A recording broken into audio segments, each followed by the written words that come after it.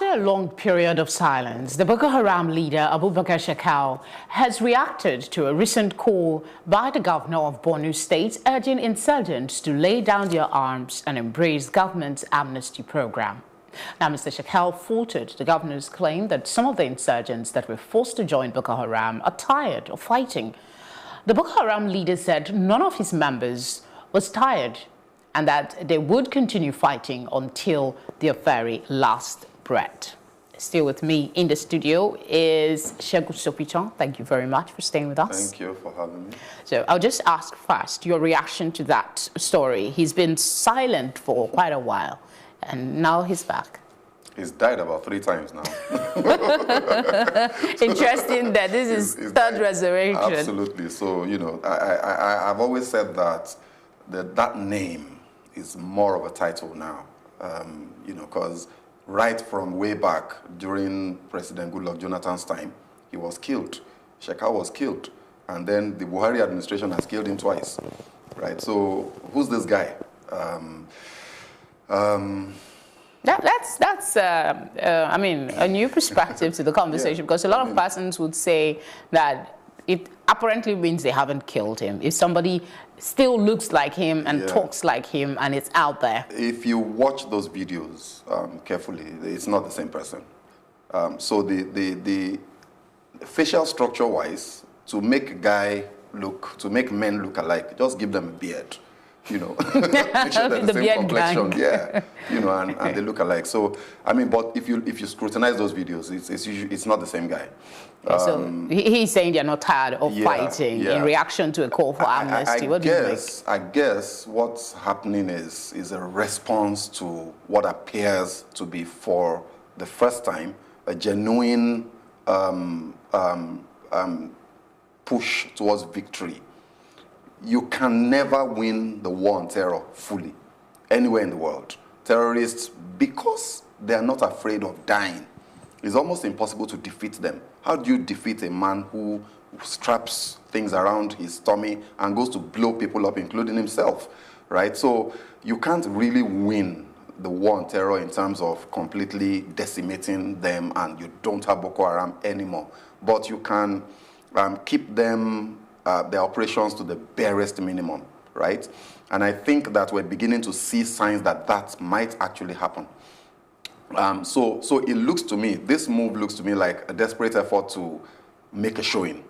Remember that terror as a tool, as a political and ideological tool, is all about information and propaganda. If you lose the propaganda war, you will lose the war.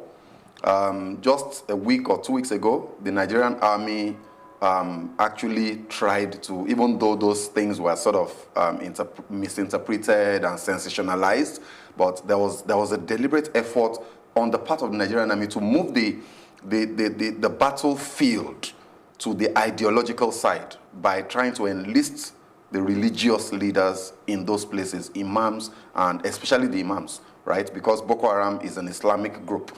So it's an ideological war, and I think what they're just trying to do, what Boko Haram is trying to do, is to stage a presence, is to say, we still deal, we're still here. That's what that video is. You know, it's just trying to make noise and show that, you know, we're still We'll come back to the question of why did it take so long for these strategies to become manifest. But I'll stay with that release on another alleged audio from him. In that release, he played a recording of the governor of Borno State making that appeal. And the report on Premium Times was worried about how he got his hands on it. And they alluded to the possibility of terrorists infiltrating the IDP camps. Maybe that was where he got it from. Does it worry you that we are somehow unintentionally catering for the same terrorists we're trying to bring down? What is your take on this? I mean, it worries me, but then again, this is not unusual. I mean, we must not forget that these terrorists are not ghosts. They're not spirits. They're actual human beings, sometimes that live right amongst us in the towns and the cities and the villages. And then, you know, they might when the need arises, retreat back to their camps in the bushes or wherever they stay. But they live amongst us, right? So having them in the IDP camps or having them be present when a government official is giving a speech and recording is not strange. It's not a new thing at all. So I wouldn't be too worried about that. What about the fact that even in our security forces, they seem to have sympathizers? Because there are incidents where it's very clear that this guy is new. They had information sometimes about the movement of our troops, or sometimes about what's going on. Maybe some new weapons or food, logistic supplies are being moved by the military, and then they get ambushed by Boko Haram. How did they know? So there's a lot going on there. But again, I must say it's not unusual. Well, how can the military counter this? Because intelligence gathering is one of the key part of the fight. If there are saboteurs in the military, in the IDP camps, and practically almost everywhere, how are we going to win this war? I think that, and I'm going to say this without fear or favor, right, that the military hierarchy at the top echelons need to get serious about fighting this war genuinely. They really want it to end. So there's a lot about this war on terror, whether it's here in Nigeria or other parts of the world, but more so here, that is actually some sort of a racket, right? I have information and connections in that axis, and what I hear is heart-wrenching and heartbreaking, right? There's a lot that we can't say on air, but there's a lot going on with this war on terror that suggests that some people are benefiting from it, right? So it's not in the interest of those people for this war to end. Therefore, if we want to end this war, there are two sides to approaches and angles that we must come from.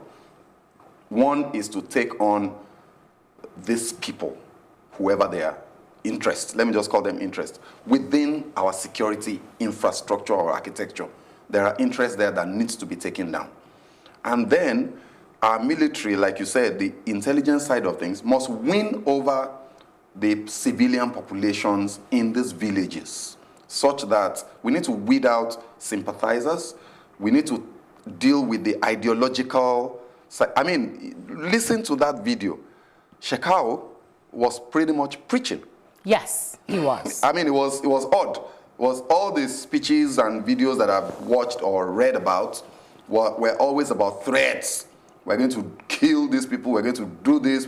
But this time, he was talking about Islamic principles and all that. Correcting the governor's position. About the position of the Quran on certain issues. So there's a need for a shift in our mindset on how we're approaching this war, because we're no longer dealing with the original Boko Haram that started in 2011. This is an evolved version. They've evolved several times and have strong backing, as it's common knowledge. ISIS, ISWAP, and all of those things are also at play here. So our strategy must also change. So I think that the military hierarchy needs to look at how to enlist the ordinary Nigerian in those places to fight this war better. You talked about the other strategy being employed by the military, and that includes prayer, getting religious leaders and all of that. But let's talk about the one that the governor that caused this statement to come out from Shekarau. He's saying he's going to give amnesty to these people. Should we be giving amnesty to terrorists who have held a certain section of this country in terror for almost, if not more than 10 years?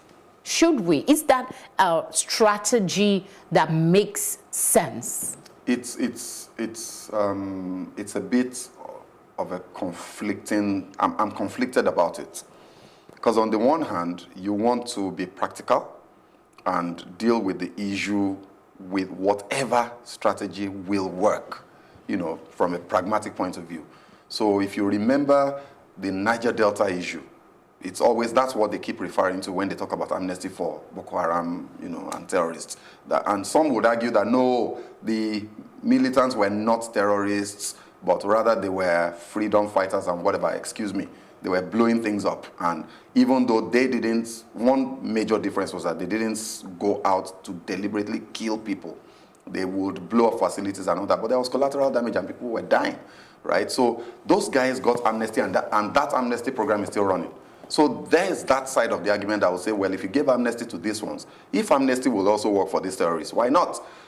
So maybe. Now, if you will do that at all, then I would assume, and I think that's what the governor was actually saying, the amnesty program is not necessarily targeted at the hardcore. It's those that have repented of their extremely evil ways. radicalized terrorists. It's more for the ones that are reluctant recruits. Yeah, just one quick question before we wrap things up. Yeah.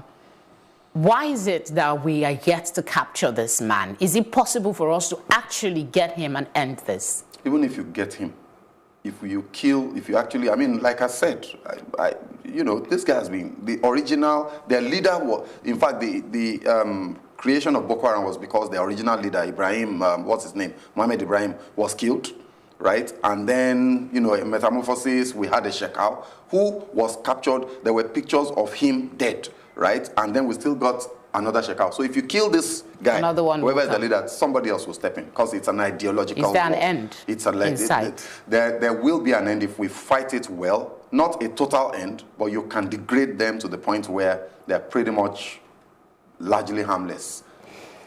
Thank you very much for sharing your thoughts with us as always. Appreciated. And thank you for staying with us. But we're not done yet. We'll go on a short break for our Plus package, and when we return, I'll give you my very short take. Stay with us.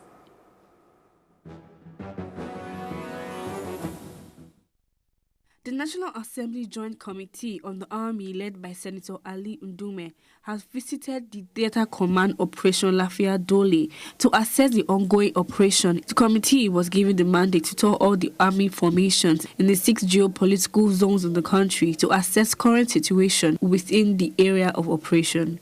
The delegates went round within and outside Maiduguri to see the troops at the front line on how they are faring and to reassure them of the federal government's support in the course of fighting the insurgents. The Joint Committee equally interacted with the troops at different locations to know their challenges and difficulties. Visit and see for ourselves the condition you are working in, what you are going through, and to make on-the-spot assessment, and to also hear from you what are the needs and what are the things that you need to work effectively. But before we go on to that, I wish to, on behalf of this committee, Joint Committee, and the National Assembly, and of course the entire country, to truly appreciate you. I want you to know that Nigerians are with you, and not only with you, Nigerians appreciate you.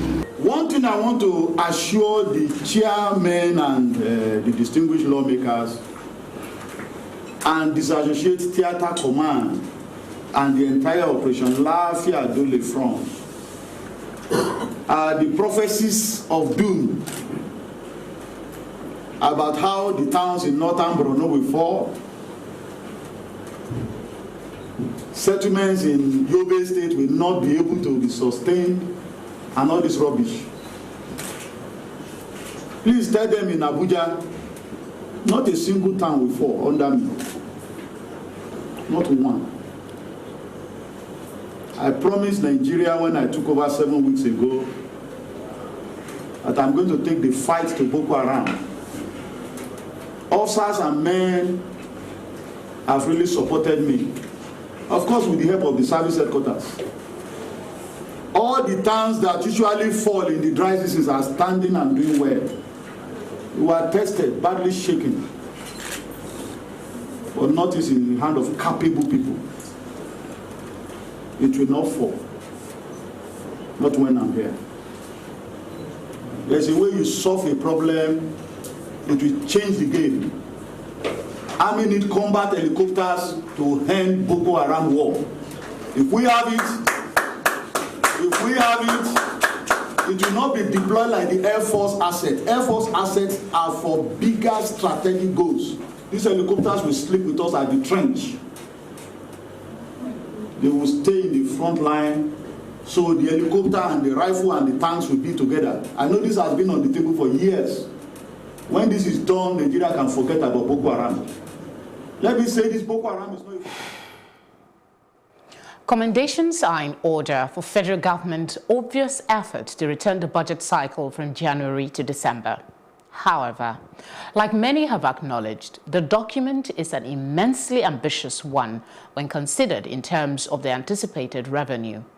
It is therefore important that while the National Assembly is committed to the speedy passage of the budget, her efforts must not water down the need for proper and intense scrutiny in the interest of the people, for that is her primary responsibility. And that's where we'll draw the curtain on today's program. We would love to hear from you. Please use any of our social media handles at +TV Africa to share your thoughts on our conversations here. Thanks again for watching, and see you next time.